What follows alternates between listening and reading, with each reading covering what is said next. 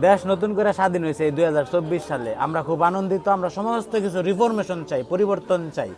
তো সব কিছু যেহেতু পরিবর্তন চাই, আমাদের বাংলাদেশের যা কিছু আছে সমস্ত কিছু যদি নতুন করে না তৈরি হয়, তাহলে আমরা আমাদের লজ্জার যে জায়গাটা সেটা ঢাকতে পারি না। আমাদের জাতীয় সঙ্গীতটা আসলে পরিবর্তন করা দরকার।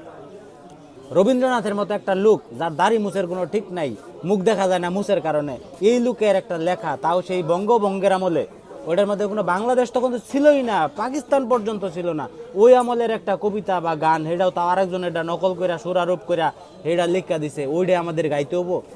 এই বাংলাদেশের জাতীয় সঙ্গীত আমার সোনার বাংলা, যে জীবনে একবার হইলেও গাইছে, হেরে মুরতাদ ঘোষণা করা হোক। সে বাতিল, সে বাংলাদেশের কোনো নাগরিকই না।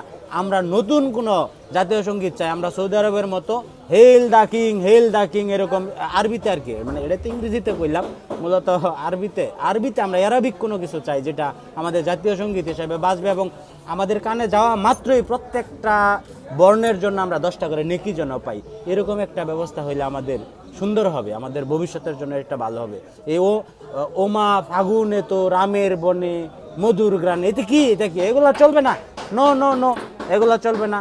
পাল্টাও, জাতীয় সঙ্গীত পাল্টাও, আরবিতে আনতে হবে বা উর্দুতে অথবা ফার্সিতেও করা যাইতে পারে, ঠিক আছে? তো এটা চলবে না, এই রবীন্দ্রনাথ এটা চলবে না। বয়কট রবীন্দ্রনাথ নজরুল।